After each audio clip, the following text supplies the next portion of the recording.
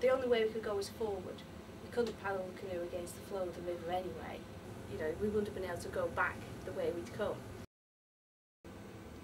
There was a day where we were canoeing through an inundated area where the river had burst its banks into a swampy area, and we were canoeing through there trying to find the main line of the river again, and time got on, and it got on more, and eventually it got to that time where the sun was setting in the sky, and we had to sleep in the canoe in the end.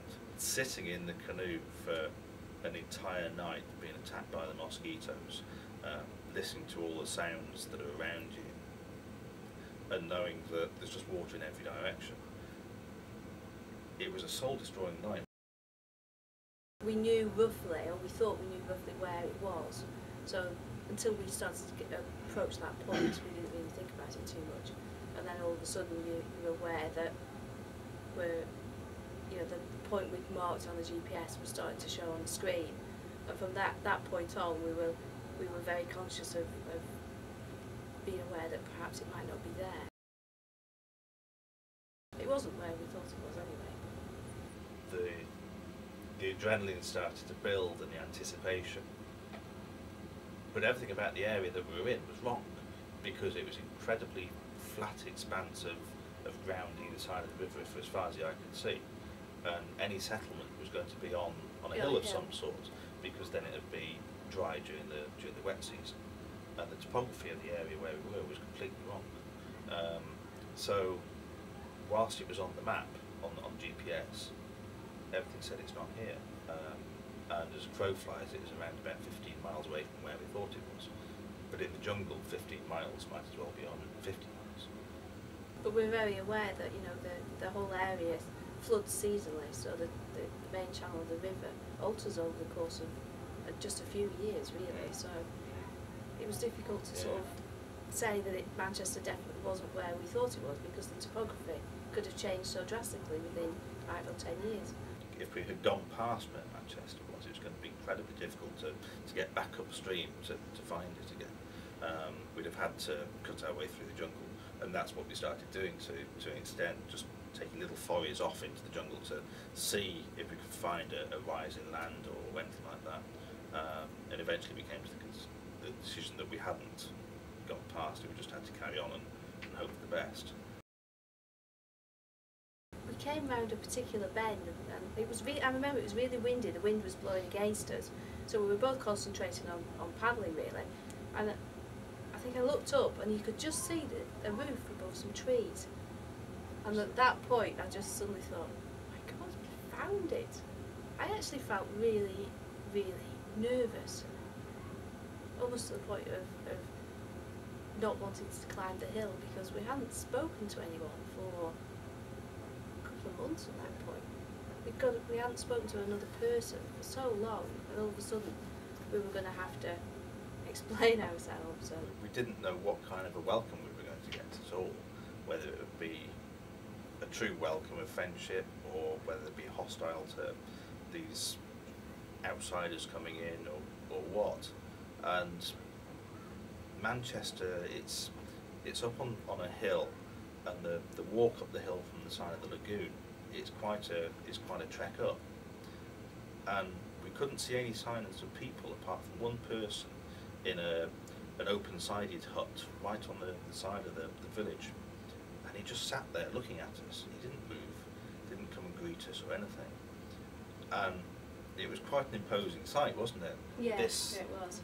This seemingly dead village with just one person who just stared at us, and we stood there for a minute. You go first. No, you go first. There's all that silly sort of trepidation, and eventually just went up. And so that feeling was real nervous anticipation, wasn't it? Yeah, definitely. But we climbed the hill, and the guy in this open-sided hut stood up and introduced himself as Ivan, big smiles, shook our hands, and we got exactly the welcome that we hoped we would. It was only actually when we'd gone to bed that night, I remember, I think you leant over and you just went, we found it. And it was just then that sense of, my God, we've done it. This really, because we didn't know if it was Manchester or not until we said, is this Manchester? And they went, yeah, of course it is. I think by the time we were approaching Puerto Rico, which was a small village where we were going to get off the river, we were both looking forward to some decent food. Things, you know, we were fantasising about food then on an hourly basis, really. We talked about food all the time. We'd eaten all the really nice things, so it was incredibly bland. Because for months our only source of meat was piranha. There's something like 2,600 different species of fish in the Amazon, and we only ever caught one of them, and that was piranha. So we were ready for a few luxuries, you know. We were ready for not necessarily a hot shower, but at least a shower where the water just keeps running out and it's not you with a cup pouring it over you. There was a sense of sadness. I felt really sad actually, you know, because it was the end then. It meant the finish, you know. Just reaching that town meant that our adventure was over in many ways. In terms of changed attitudes and perceptions, I think having been somewhere where people have so little, and yet they're predominantly pretty happy, aren't they? They're content with their lot. To then come back to the UK and be immersed in a culture where if you've got the financial means, you can have anything you want. We felt like we were coming back to a place of gluttony. When you've been somewhere where that is everyday life, and then you come back here and you can't just turn the tap on, you do appreciate things that little bit more, don't you? Yeah. One of the things for us was that when we set off to find Manchester, we didn't know exactly where it was, how long it would take us to find Manchester, and then how long it would take us to get back to civilization. So as we were going down the river, there was always this feeling of we've got to get on, we can't just spend time exploring and doing what we want to do when we want to do it. We've got to find this place.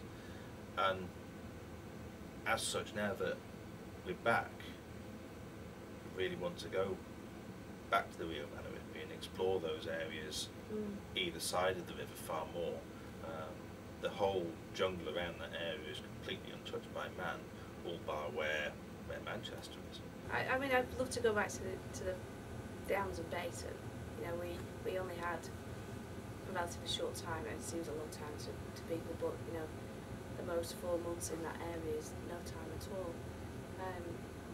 Whether it would be the same to retrace our steps, I'm not sure, because it's like any of these things. When you first discover something the first time, it's wonderful and new and miraculous. If you go back again, it's lost some of that appeal slightly. But then I would like to go and see the people of Manchester again, because they were so friendly and hospitable, and just they were just so normal. They didn't treat us like we were somebody from outer space, or you know, even though we would sit and talk about life in England, they were just, well, why would you want to live like that? If I had 2 plane tickets, Oh, that'd be off like a shot. there you go, but I don't.